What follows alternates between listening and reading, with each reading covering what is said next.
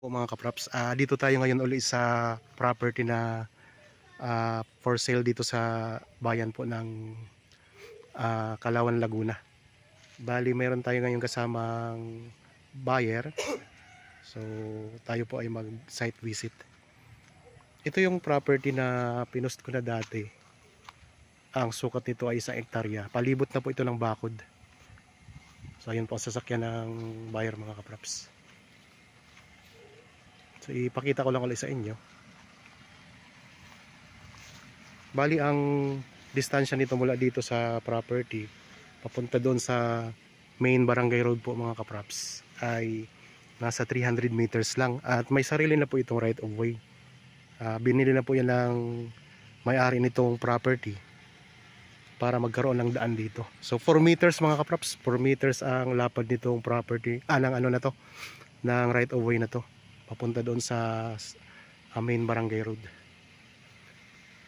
Yan, ito yung gate mga kaprops nila. Pansamantalang gate yan. So nabanggit ko naman po, napalibot na po ito ng bakod. Yan. Dito sa entrance ng property mga kaprops. Yan, makikita natin dito. Yung magagandang halaman. Tapos marami siyang mga tanim na rambutan dito sa harapan. Tapos yung pader niya mayroong mga tanim na mga dragon fruit. Yan, ito yung sasakyan ng kasama naming buyer mga kaprops.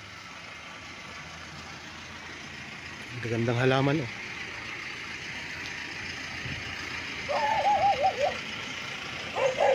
Daming tanim. Mayroon tong dating figurine sa may likuran doon mga kaprops, sa likuran banda. At saka may magandang view ito. Mountain views. Mayroong kubo sa loob.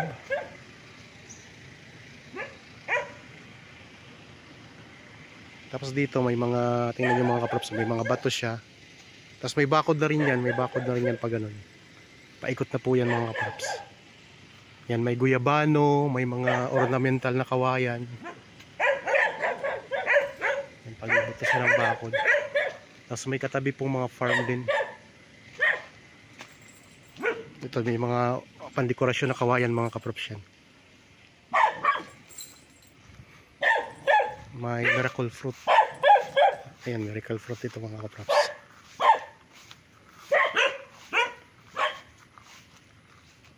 Ang sukat nito ay 1 hektarya. Isang farmland nga ito sa bayan ng Kalawan, Laguna. Yan, mayroon siyang kasamang maliit na bahay.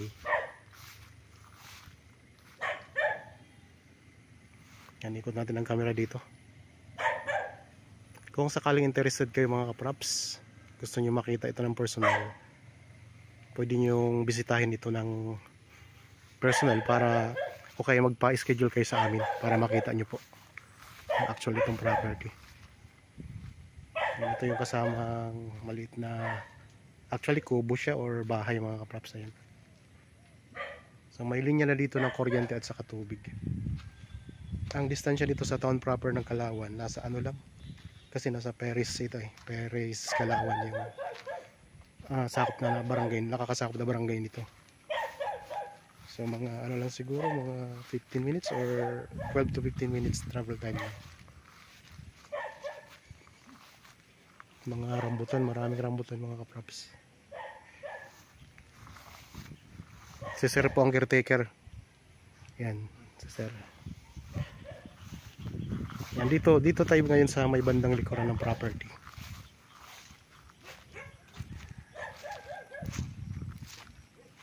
So ayun ang mga kasama nating buyer mga kaprops. Ayun sila.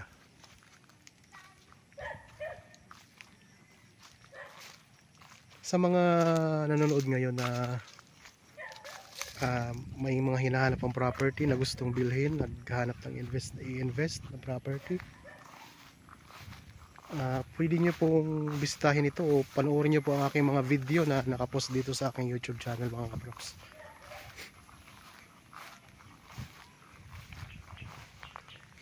Yan. Dito nga tayo sa may bandang likuran ng property. Ayan, may mga, ayan ang bakod oh. Daming mga dragon fruit na nakadikit sa bakod ng property na to.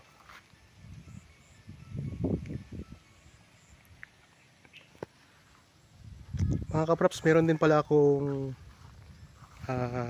Facebook page. Bali, nagpo-post din po ako ng mga property doon na mga short videos mga kaprops. Ito may mga ano pa dito, mga tanglad. Masarap to sa tinulang manok. Daming tanglad. Tapos dito sa likuran, ayun ang mountain views mga kaprops. May mga bundok tayong matatanaw dito sa likuran. Ayun o. So yan.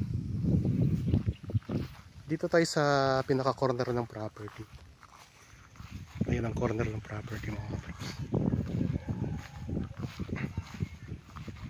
Maliwalas dito, maliwalas ang ano niya, ang tanawin. Ganda. Yan ang bako dito sa likurang bahagi ng property mga kaprops. So yan ang mga kasama nating pamilya ng buyer.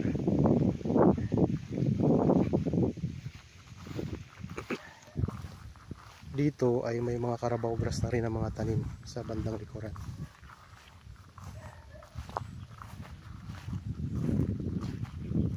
Yan, puro mga rambutan din mga tanim dito. Meron din kubo.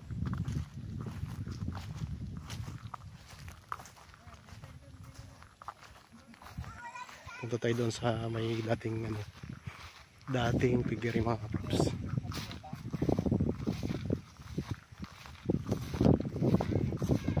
Patag na patag ang lupa.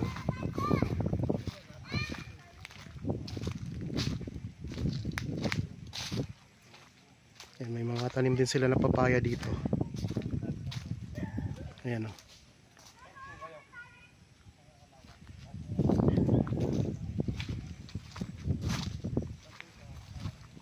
Dito masarap dito mga kaprops sa likod. Masarap tumambay. Kasi ito yung view na matatanaw mo dito. Ayan mga kaprops. Yan. Ganda. May mga papaya tayo.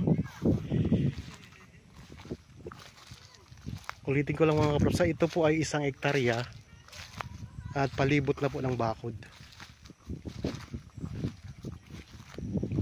Yan, ito yung pinakamagandang view dito sa likuran.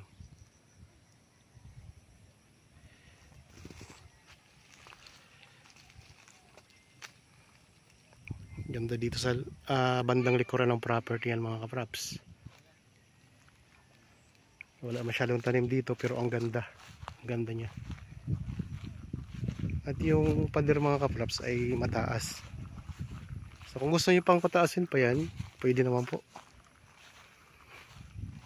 Tingnan natin tong bunga ng dragon fruit dito sa likod. May mga bunga na oh. Lalaki ng bunga mga kaprops oh. Yan. Ito dragon fruit. Bunga niya. Tapos dito may 3 ding bunga.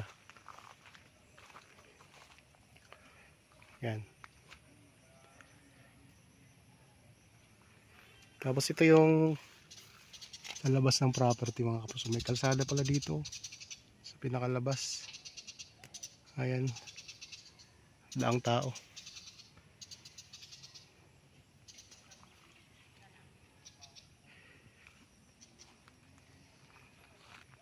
Ito yung piggery mga kaprops. Pero hindi na sila nag-aalaga dito ng baboy. Yan. Backyard piggery ito. So kung may bala kayong mag-alaga ng baboy, pwede kayo dito mga kaprops. Oh. May linya na ng kuryente at tubig.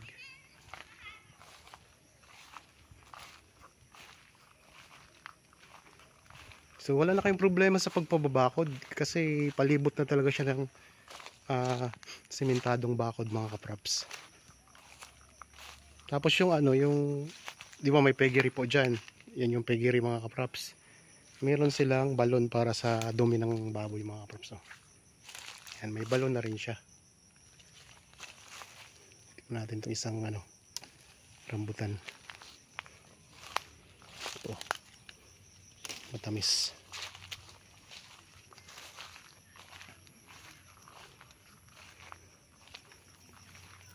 So ang mga tanim dito, mga rambutan, mayroong guyabano. So marami talaga siyang rambutan talaga ang pinakamaraming tanim dito mga kaprops. Tapos napapalibutan siya ng bakod, tapos may mga dragon fruit yung bakod.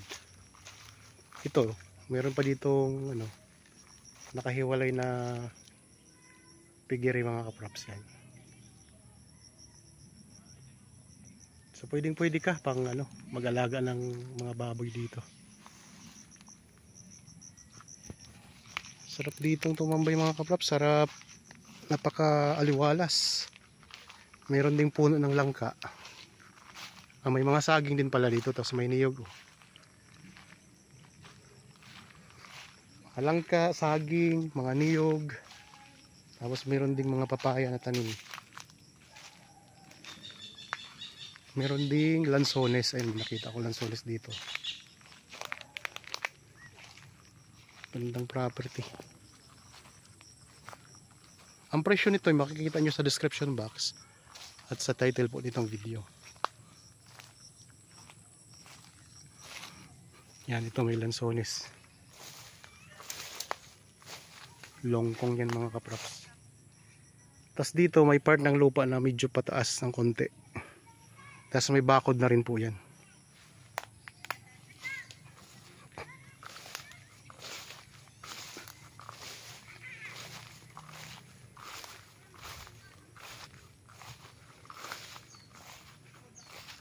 Isang hektarya sa Kalawan, Laguna.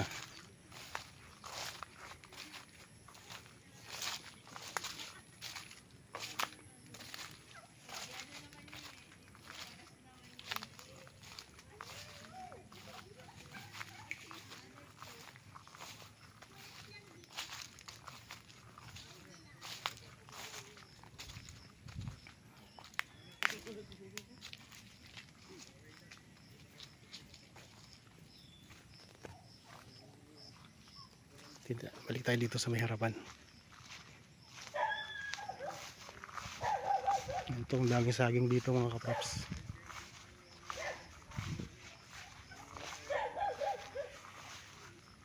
Yan, maraming saging. Tapos may parang bonsai na puno. Ganda.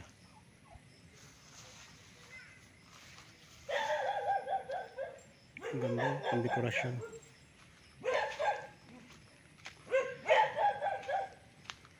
Dito tayo sa may mga bato.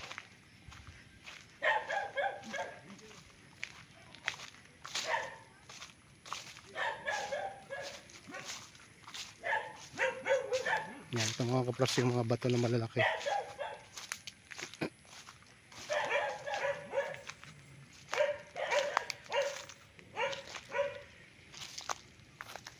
Yan, may part dito na ganito sa loob.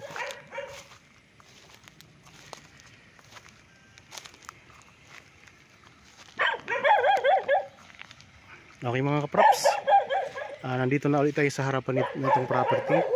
Para po sa mga bago pa lang sa aking channel at napadaan lang dito sa aking channel, huwag niyo pong kalimutang mag-subscribe at pindutin na rin po ang notification bell para maging updated kayo sa mga bagong property na i-offer namin. Maraming salamat po, lagi tayong mag-ingat at God bless po sa ating lahat mga kaprops.